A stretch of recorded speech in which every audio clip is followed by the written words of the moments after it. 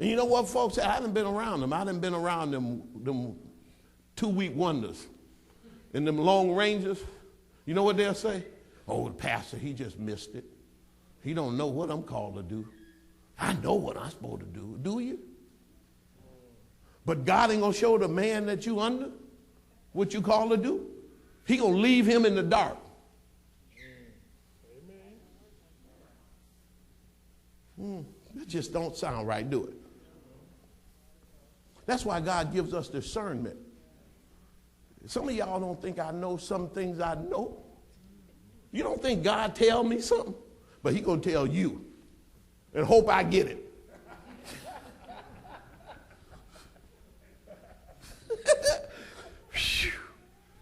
God going to bypass me and go to you. And then you got to come tell me what God want me to know? Oh, I better quit if he can't be doing that. What if you don't like me?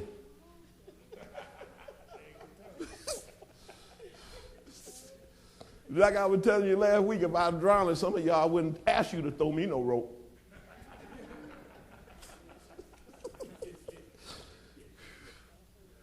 Woo! Go ahead, baby. Have all the gifts of healing? Have all the gifts of healing? Do all speak with tongues? Uh-huh. Do all interpret? No. Everybody ain't going to have the gift of tongue. Everybody ain't going to interpret. No. Next verse. But listen what it says.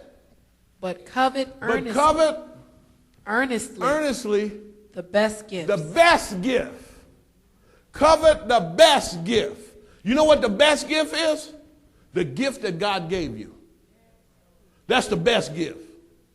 What God called you to do, that's the best gift. See, some folk don't want to do what God called them to do. They want to do something else. And that's where you mess up. Because the devil right there knowing.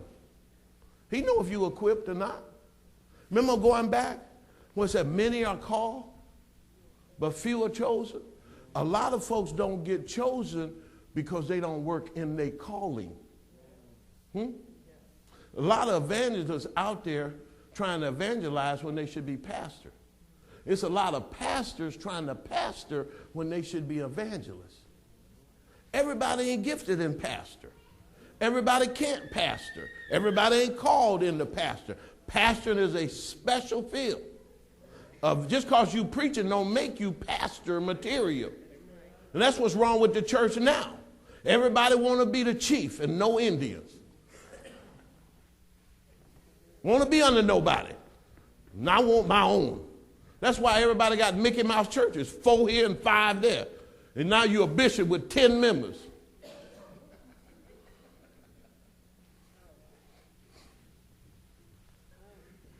You made yourself a bishop, not God. Well, y'all better hear me. Because when you work within your calling, God will bless that ministry. And people will know too. Don't tell me folks don't know when you ain't called. I can tell. I can tell when people get up. I done have folks told me that I'm called to preach. And I done set them here and preach. They wasn't called. It don't take long to figure it out. They just talking. And then they forget what they're talking about. You ever been around them? But covet what? The best gifts. The best gift. And yet show I unto you a more excellent way. And that excellent way, if you go to the next chapter, is love. Because without love, you can't even do that. You know what? I couldn't even pastor if I didn't love you. Because I have had people get on my last nerve. The last one I got. But I love them. And Mother Graham, she loved people unconditionally. You can treat her like she ain't nothing. She going to still love you.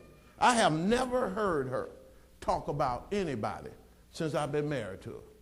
And I have seen people misuse her. I have heard folk talk to her on the phone like she was a dog. And all she would say, well, baby.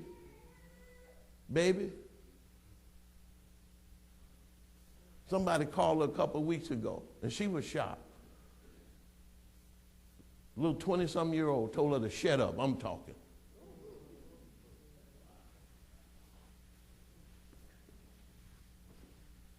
And all she done, okay, baby. See, love conquers all of the stuff they shoot at us. Excellent way. Show you excellent way. That's love, folks. Now, the one person that really got me going was Paul. If I could take an example out of somebody's life, I said, Lord, how? Because I'm telling you, some of these times it gets so tough, you want to quit. And I was dealing with this message early, and the subject, I kept hearing the subject, and the subject kept saying, don't give up. Don't give up. And God said, that ain't it. The subject is greater the call, the greater the fight. But I thought, Lord, I don't want to give up. And I really don't. But the enemy will try to make you give up. I don't care who you is. I don't care how saved you is. I don't care how long you've been in this thing. The enemy will tell you to quit. Just get on out of here. Them folk ain't listening at you. Just leave. And so I looked at Paul. Let's look at his life. And we can't describe it all in a few minutes. But let's look at it a little bit. 2 Corinthians chapter 11. I want you to see something here. Paul was an awesome apostle. And he was called into that position. And he went through so much. He went through so much because he loved God first and he loved the people. And let's just read just a few verses of what he said in this particular chapter. Go ahead, baby. Are they ministers of Christ? He's talking about other folks, other out there. See, so many people say they ministers of Christ, but they ain't because they don't love the people. And he said, are they ministers of Christ? And then he says, I speak as a fool. He said, I speak as a fool. I am more in labors more abundant. He said, I work harder. I work harder than a whole bunch of them out there. I'm in labors in abundance. In stripes above measure. Oh, I take it on. I'm talking, the greater the call, greater the fight. Read. In prisons more frequent. He was in jail more than anybody.